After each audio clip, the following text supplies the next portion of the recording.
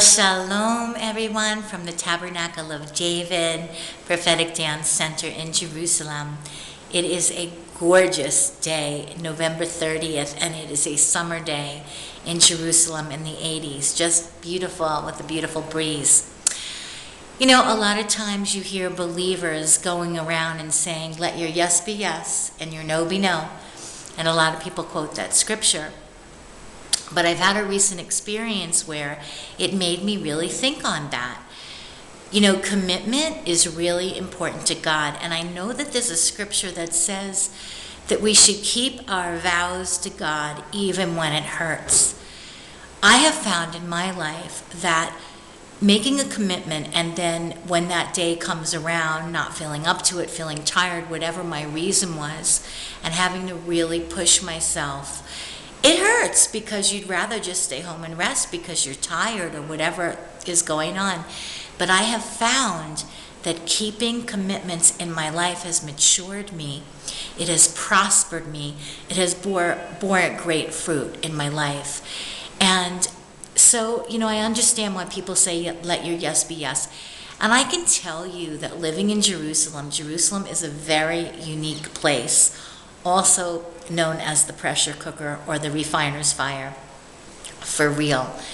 There can often be a spirit of confusion, you know, where it's yes, no, maybe, things change just continually, like the weather in Jerusalem. And we have to fight against that spirit of confusion because it is real. And so something happened to me in my life recently where it's making me look at myself and say, okay, I really want my yes to be yes and my no to be no.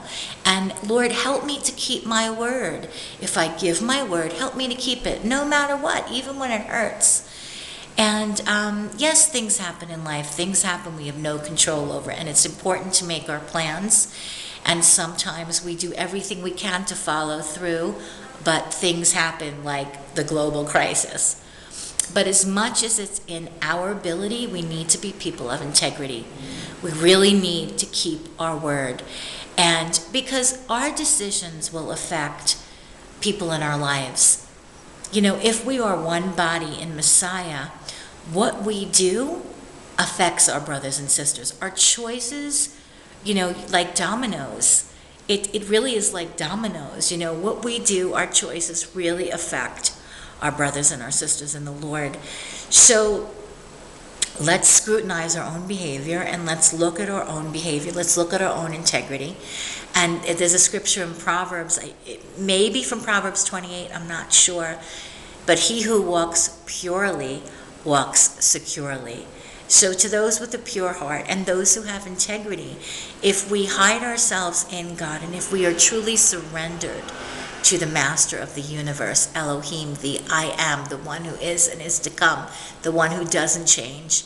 If we're truly surrendered to him, we're going to grow very rapidly. And I can tell you, living in Jerusalem, if you yield your entire life to God, you will grow expeditiously in a very divine way. It's not the natural order of things. It's expeditious. That's the word that I come up with. So let's have integrity. Let's let our yes be yes, and our no be no, and let's follow through even when it hurts. God bless you from the city of the great King, Yerushalayim.